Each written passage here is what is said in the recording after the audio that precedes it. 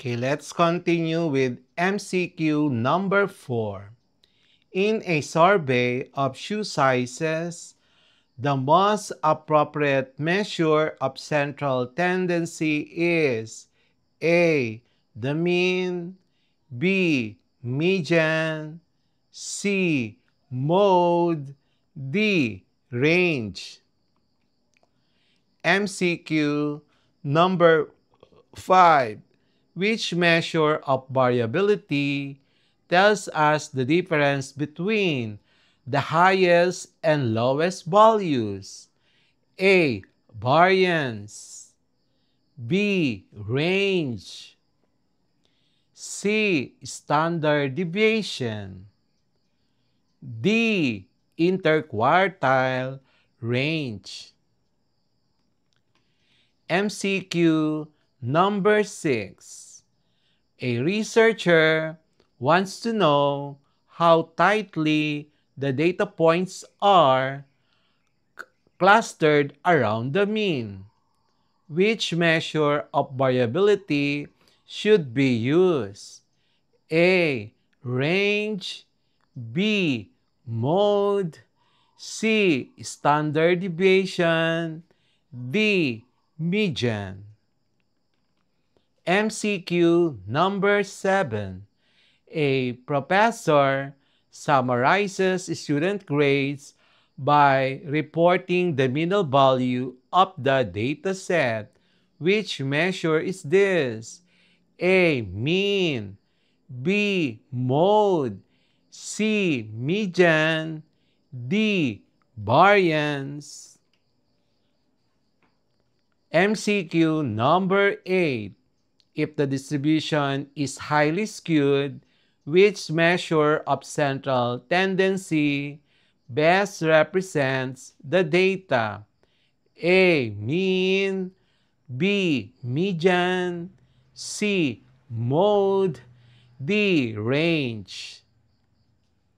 MCQ number 9. Which measure of variability is based on the square deviation from the mean? Letter A.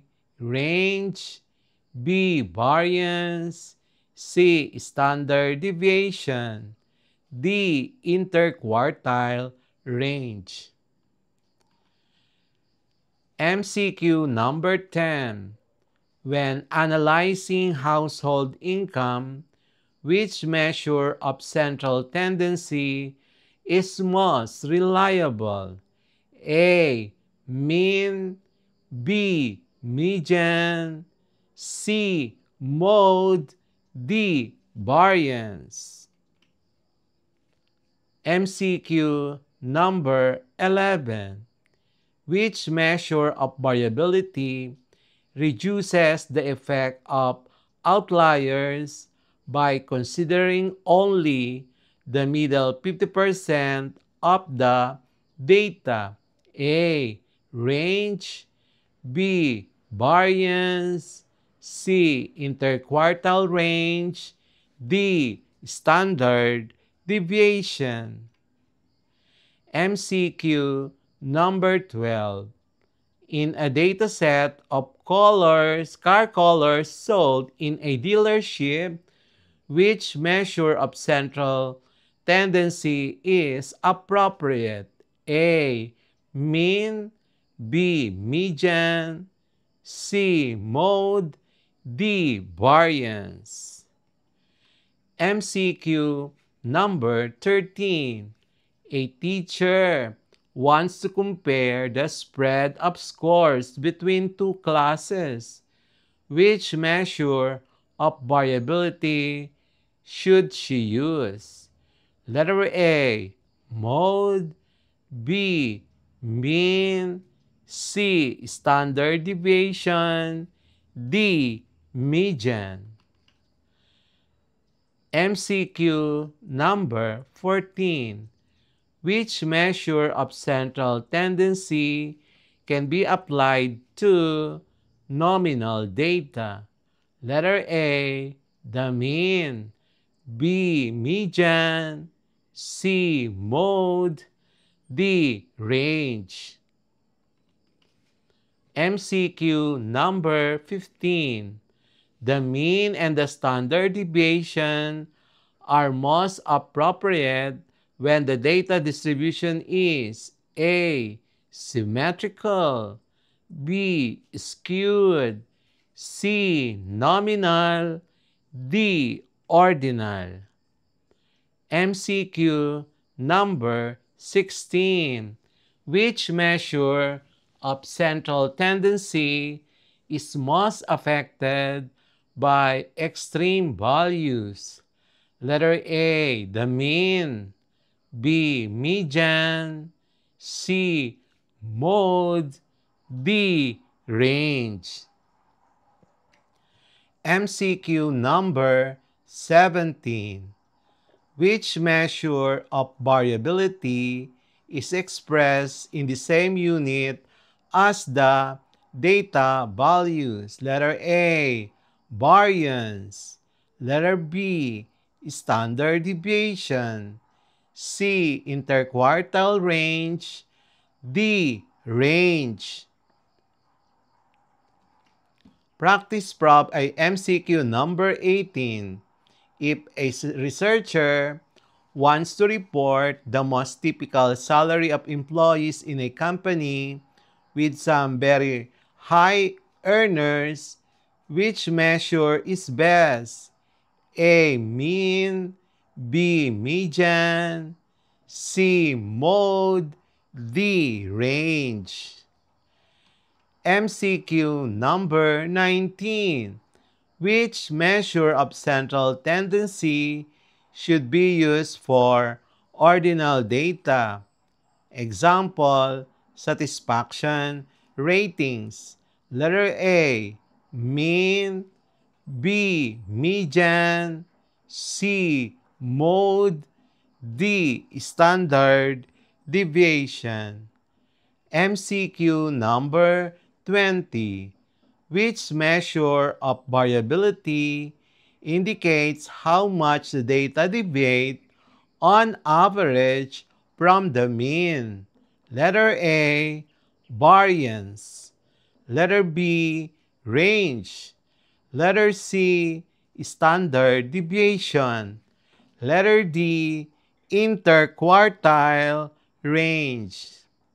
Our answer key for quarter 2, data and probability, lesson number 16, selecting appropriate measures of central tendency and variability in data analysis is as follows. Numbers 1 to 5.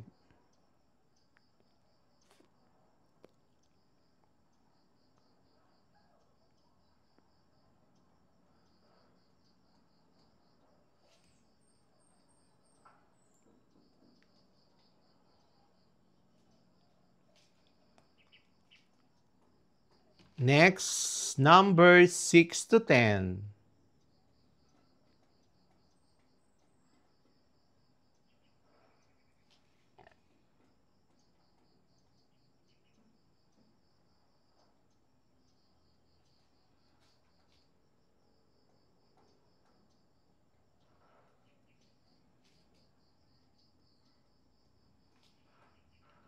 Numbers 11 to 15.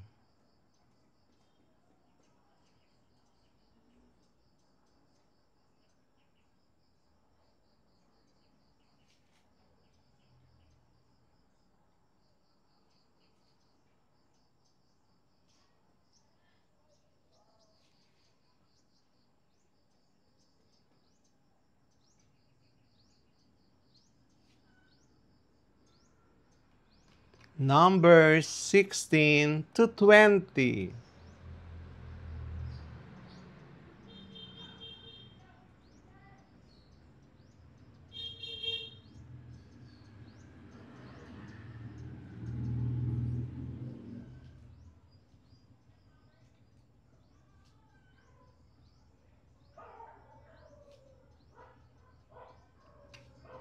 And that's it for today's lesson here on Smile Road.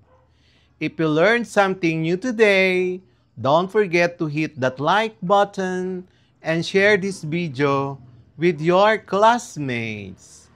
And make sure to subscribe and tap the notification bell so you'll be the first to know when a new lesson drops. This is Sir M reminding you that learning doesn't stop after the bell rings. Keep asking, keep exploring, and always walk the road of knowledge with a smile.